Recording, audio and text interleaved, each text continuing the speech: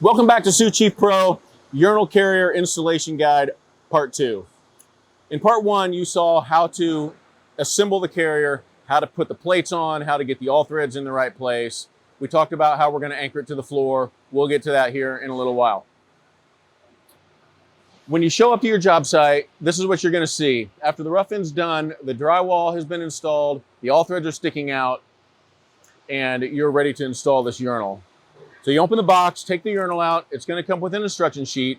The instruction sheet is going to be the same as the spec sheet. So it's going to tell you what the spread needs to be for these urinal brackets and what the height needs to be for these urinal brackets. We're not showing any kind of drains on here because the purpose of this video is to show you how to install the urinal to the carrier. So we're done with this at this point.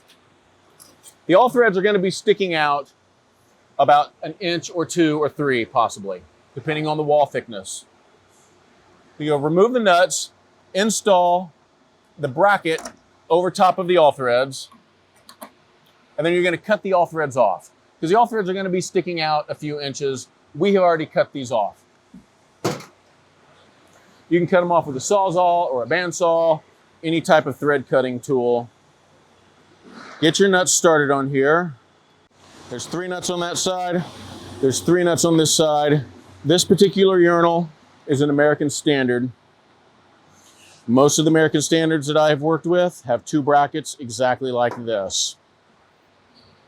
You remember in part 1, I talked about the bracket coming in the box with the urinal and possibly talking to your supply company to get the brackets ahead of time. Well, if you can get brackets and keep them in your toolbox, it'll make this a lot easier next time you go to install one. So the nuts get snugged down to the wall. Depending on what type of wall it is, depends on how tight the nuts can go. If you're installing these on drywall, the tighter your nuts go, you're going to push the drywall in. So just snug them down. If you're going against a concrete block wall, you can get them as tight as you want because the block's not going anywhere. We want to double check our width here. We have 13 1/4. On the back of the urinal is 2 places where those brackets will engage. One on this side and one on this side. The spread on this is 13 1/4. There's a little bit of tolerance here, side to side. There's no tolerance up and down.